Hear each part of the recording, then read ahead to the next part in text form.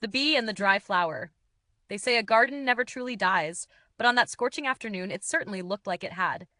And a small, weary bee named Lyra hovered above it, wings trembling as she whispered, "There's nothing left here." The petals below her were crisp and curled like forgotten parchment. The stems bent, brittle as old twigs. The air itself felt burned hollow. No sweetness, no scent, no promise. Lyra had spent the last hour searching for even the faintest spark of nectar, but the drought had stolen everything she knew. So, with a reluctant buzz, she turned away from the only meadow she had ever trusted.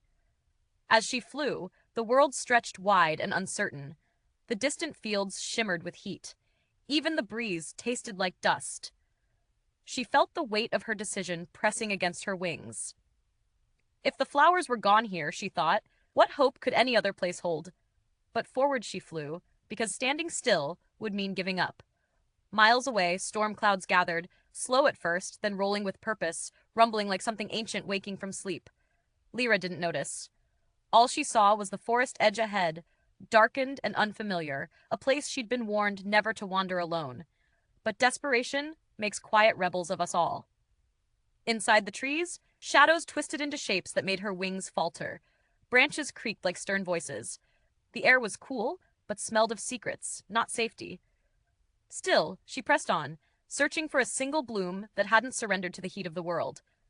Then, crack! A cold wind swept through the forest, scattering leaves and shaking the canopy. Lyra darted upward instinctively. Just as the first raindrop struck the ground behind her, another drop. Then another. A heartbeat later, the sky opened. Rain fell in silver sheets, drumming on bark, splashing on stones, soaking the earth in a rhythm that felt like the world finally exhaling. Lyra spun in the air, astonished. The storm wasn't frightening. It was healing, alive. And then she heard it. A distant rustle from the meadow she'd abandoned. A shifting, a stirring, a whisper of color awakening. She raced back, wings cutting through the rain-washed air.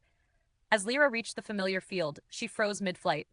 Where once everything had been brittle and broken, the flowers now shimmered, petals swelling, colors deepening, stems lifting from the earth as if rising from sleep. Drops clung to them like jewels. The dry meadow had come alive again, not instantly, but undeniably. A single bloom opened in front of her, soft and bright, offering the very thing she'd feared she'd lost forever. Nectar. Warm, golden, new. And in that moment, Lyra understood. Some things don't die. They wait. They endure the quiet, invisible seasons. And when the rain returns, they rise with it. She landed gently on the revived flower, heart full, wings steady, a whisper of gratitude humming through her. Because hope, she realized, isn't found only in what blooms, but in what can bloom again. If you enjoyed this story, please like, share, and subscribe to help the channel grow.